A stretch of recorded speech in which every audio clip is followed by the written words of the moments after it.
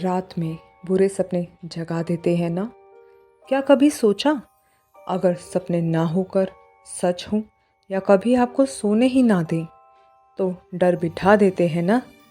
तो आइए आज फिर एक बार मैं Himanshi Mittal, agent of paranormal society, ऐसी ही एक अनोखी कहानी की दुनिया में ले चलती हूँ आप सबको। आज की कहानी हमारे एक दोस्त नितिन की है। तो नितिन बताते हैं, यह बात 2018 की गर्मियों की छुट्टियों की है, जब मैं अपने करीबी रिश्तेदार के यहाँ पर कुछ दिन रहने के लिए गया था। वहाँ मैंने दूसरे बच्चों के साथ बहुत से बोर्ड गेम्स खेले और शाम को पास के पार्क में जाकर सैर करी। और रात को दूध पीने के बाद हम सब भाई बहन सेकंड फ्लोर के रूम में चले गए। मैंने अपने फ़ोन में एक मूवी डाउनलोड कर रखी थी और फिर हम सब ने वह मूवी देखी और एक दूसरे को गुड नाइट बोलकर सोने चले गए। करीब रात के 3 बजे मेरी आँख खुली और मैं वॉशरूम जाने के लिए उठा। टॉयलेट सीट के सामने ही एक शीशा लगा हुआ था।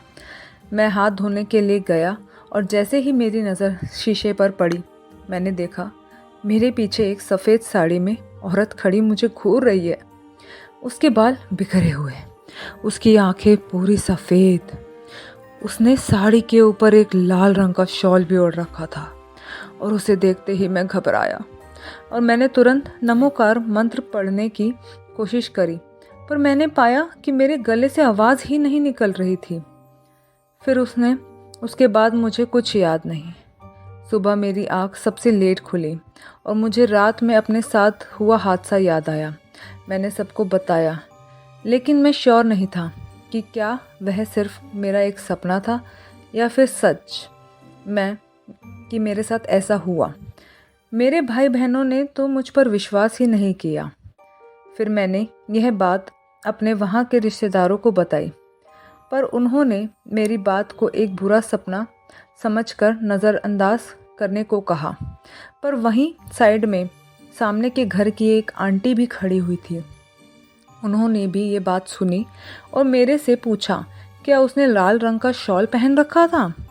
यह सुनते ही मुझे समझ गया कि उनको इस बारे में कुछ तो पता है, क्योंकि मैंने लाल शॉल की बात किसी को भी नहीं बताई थी। उन्होंने कहा ऐसा सपना उन्हें कई बार आ चुका है और उन्हें भी और कहीं और इस तरह के एहसास पहले भी हो चुके हैं, जैसे कि रूम के दरवाजे अपने आप बंद हो जाना, लाइट ऑन करके सोना, परंतु जब उठे तो पाया कि लाइट ऑफ है। यह सब सुनकर मैं समझ गया कि यह केवल कोई आम सपना तो बिल्कुल नहीं था।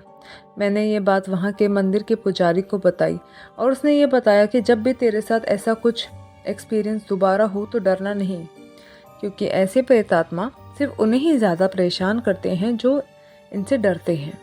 और उन्होंने मुझे अपने साथ एक हनुमान जी को लॉकेट रखने की सलाह दी और एक लॉकेट साथ साथ दे दिया। फिर मुझे पूरा दिन अपने भाई बहनों के साथ मस्ती करी और ये बात मैं भूल गया। पर जब मैं दोबारा उसी रूम में सोने गया तो मैंने अपने रिश्तेदार से बोला कि आप आज इसी रूम में हमारे साथ सो जाइए, और मेरी घबराई हुई शक्ल देखकर वह मान गए।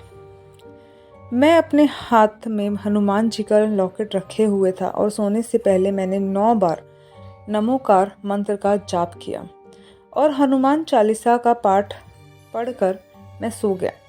भगवान के आशीर्वाद से मुझे फिर से ऐसे सपने दोबारा नहीं आया, परंतु उसके बाद मेरे साथ एक घटना और घटी।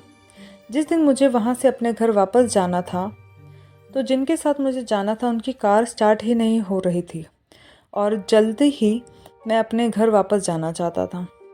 जब बहुत बार भी कार स्टार्ट नहीं हुई, उन्होंने मेरे को कहा कि कल चले जाइयो, लेकिन उसी टाइम ऊपर वाले फ्लोर से एक ग्लास टूटने की आवाज़ आई और मैं उस आवाज़ से बहुत डर गया था।